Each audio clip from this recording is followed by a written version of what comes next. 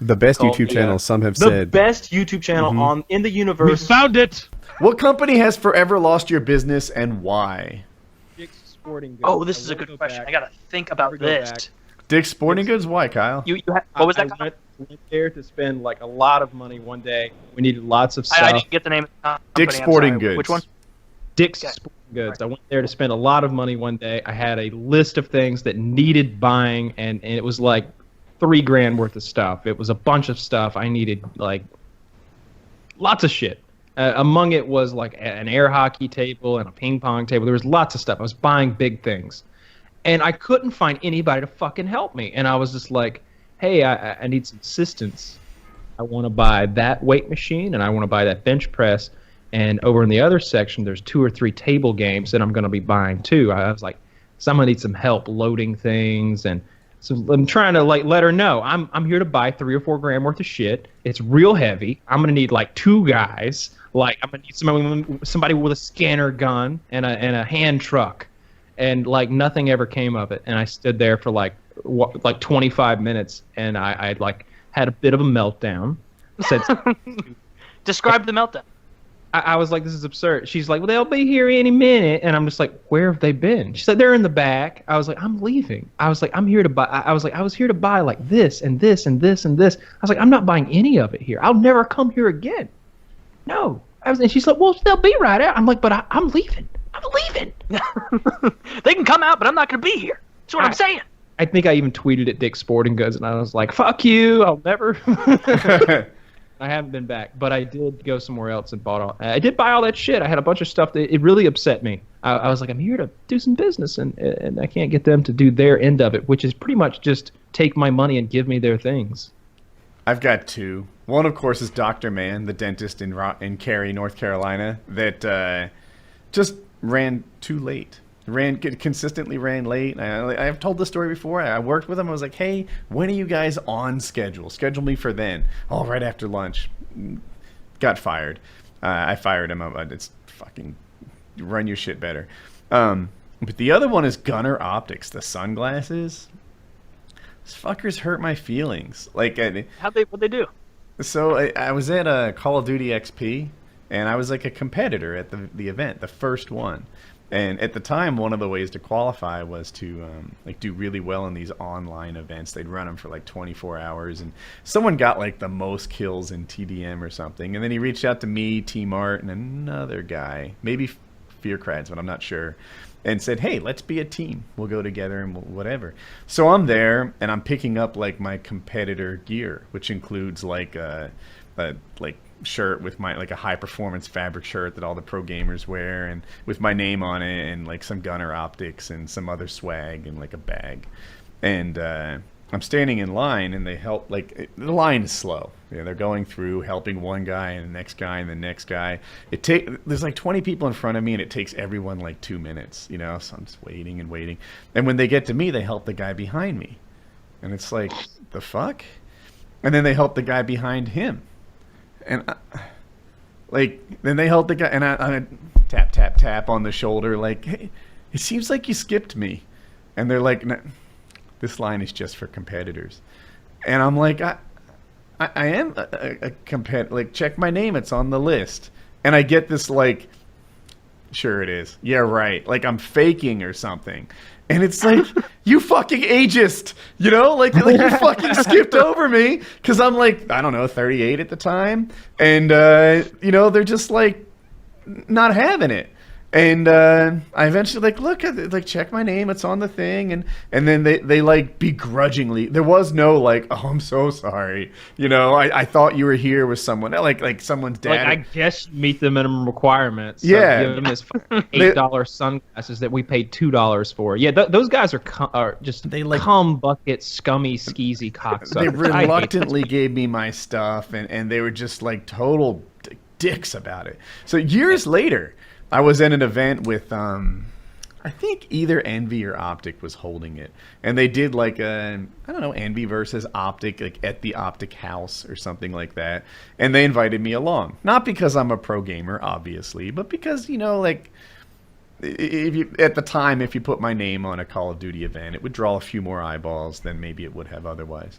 And No, and I go there and I play with the guys and it's all fun. But then the gunner people asked me to sign a release, right? And I didn't even know it was a gunner event or anything. And they're like, hey, can you sign this release so that we can use your likeness and all this shit, in our promotional videos? And I was like, no. Right? And they're like, oh, you have to. Like, we've been filming you all day. Like, it's going to be really hard to, like, edit you out of, like, every scene all day long. Like these are wide shots of, like, 8 guys, and Woody's one of them. Uh-huh. Well, you didn't seem to have a problem editing me out of the line earlier. Yeah, dude, exactly. So, like, and they're like, yeah, and I'm like, yeah. Well, let me tell you a story.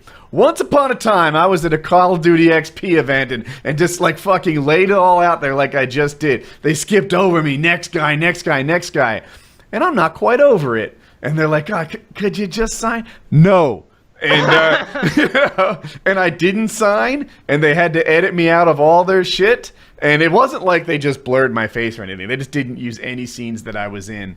And if I had an opportunity to do it again, I'd fuck them again. Because fuck Gunner. They're pieces of shit. They treat me badly. And fuck Gunner.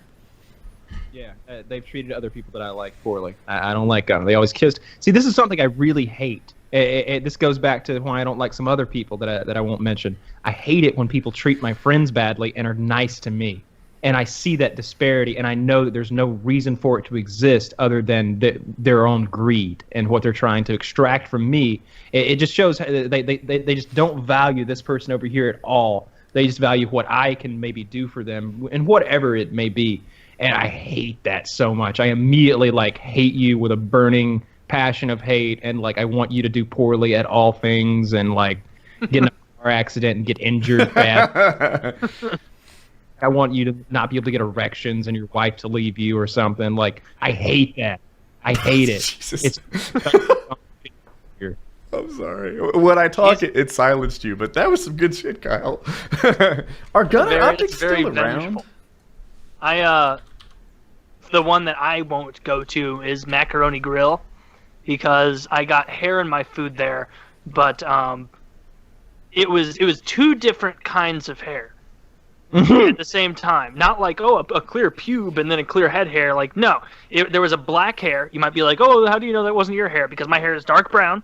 I know the difference between my hair held up dark brown and black hair. There was a black hair that was maybe a couple inches long, and then there was a longer blonde hair. Oh. And so there was a blonde hair and a black hair in the same dish.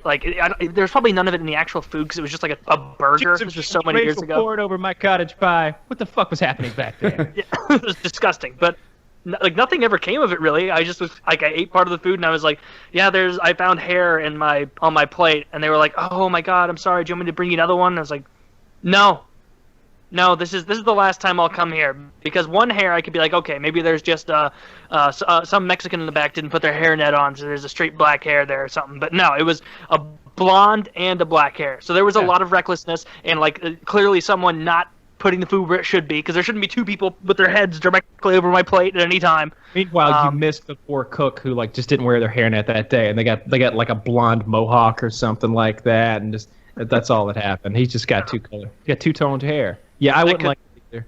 A little smorgasbord of different kinds of hairs in my food. Like I said, they shot an interracial porno over your salad or whatever it may be. I don't want that food. A lot of people consider hair to be a really disgusting thing to put in a food. It's a sign of the carelessness in general. See, it's not the hair itself. I'll pluck a hair off your head and lick it. I mean, what could be on there? How much of anything? You could dip a hair in an actual pile of shit. And how much actual shit would be on the hair? You could lick that shit right off that hair. That's not enough shit to hurt you, especially if it's your own shit. Yeah. So it's not the hair. It's that this food once existed in a circumstance in which hairs could just fall right in. Because that means anything could fall right in. If there's hairs falling off your head, then that means there's boogers falling in.